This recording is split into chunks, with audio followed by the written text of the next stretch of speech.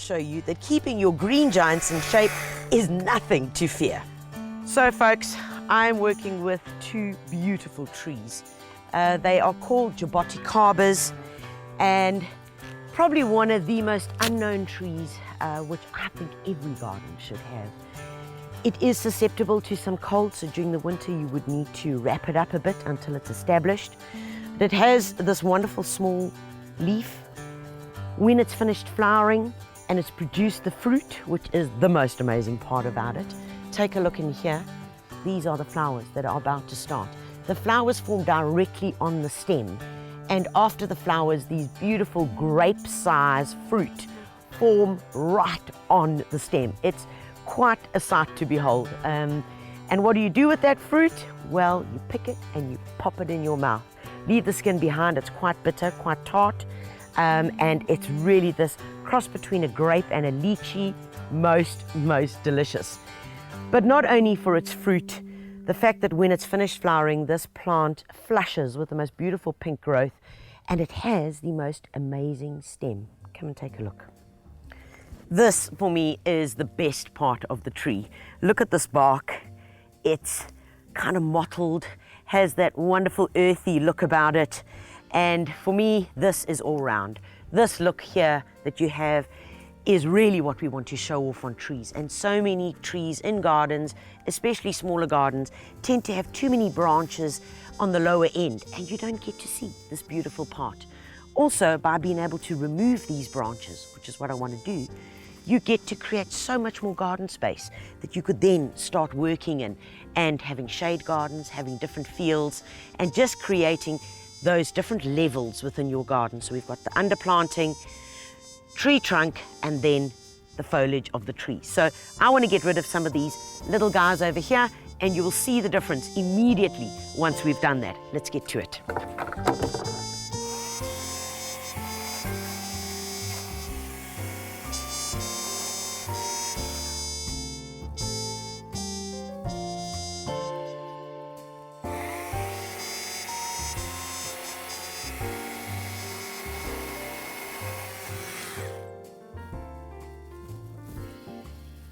Folks, don't overdo it with the trimming of the lower branches.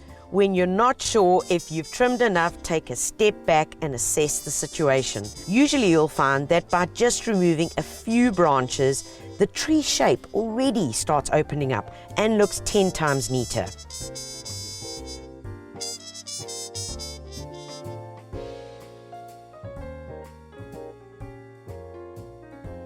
Some of you will have larger trees in your garden, which also needs maintenance from time to time. Knowing where and how to trim will make the job really easy.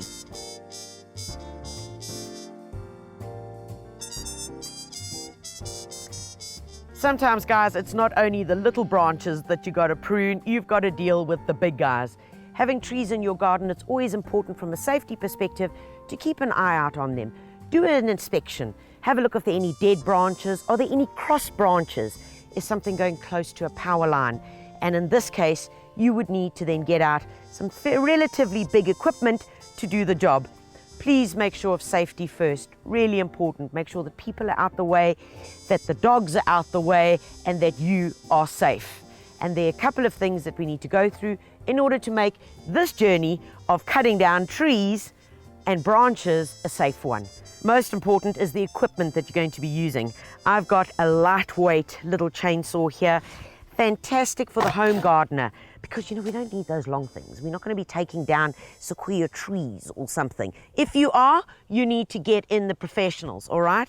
So guys, it's battery operated, really nice and easy. Simply click it there and out comes your battery, which you can just charge, and remember, it's interchangeable within the various tools.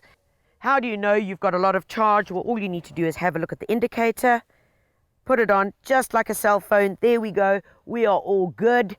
And pop it in, and Bob's your uncle. So hear the click, and then we're good. In terms of safety, it's got this little guy over here, which you've got to push in, and then it will make it go, all right? And there's, very importantly, this guy over here. So this you will pull back, and that allows the chainsaw to then operate. So there are 2 steps in between before you can just turn this guy on and start going mad. Oil goes in here, that's the only thing you need to worry about. The rest is just about having fun. When looking at trees, it's always about the balance, and if you've got a branch just like this, kind of going off your main stem, there's nothing balancing it off on that side. So yes, this guy needs to go, because once again, it's going to lift the trunk of it, and in years to come, this could cause major damage, start pulling off the main trunk and really creating a terrible scar if we don't take care of it. So in order to do this, guys, there are a couple of little things that you need to pay attention to. So number 1, get rid of all the little bits, all right? Get those away from the branch. That could get in your way and hurt you whilst you're busy cutting. Next up is we do an undercut. Now the undercut is done quite far from the main stem. Literally that goes 1/3 underneath through the branch, and that will then start taking a bit of the weight, and it'll stop that tearing effect which you've often seen on trees where it rips all the way down and pulls the bark off. We then do the top cut, remove that part of the branch, and then our final cut, which is really all about the aesthetics and making sure that we don't harm the tree. Okay, let's get to it.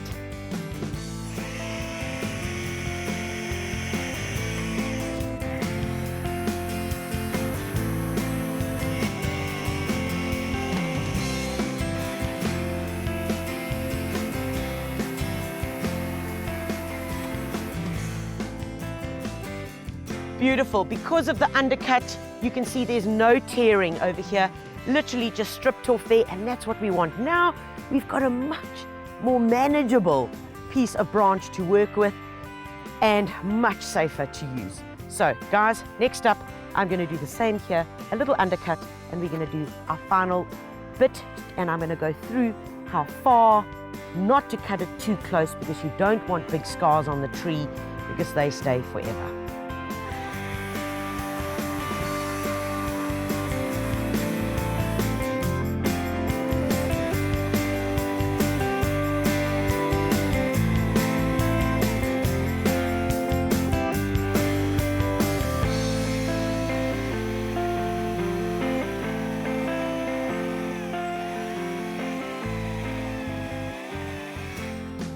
Folks, what's really important here is that we haven't gone too close to the main trunk. If we had gone in here, we really would have hurt the tree and it created more scarring, because remember, around here now, this tree is going to start healing. There's nothing you need to put onto it because nature takes its course. Also, one last tip is that when you are using the chainsaw, never force it. Just allow the chainsaw to do its work. Take your time, be patient, because you don't want this thing kicking back and possibly hurting you.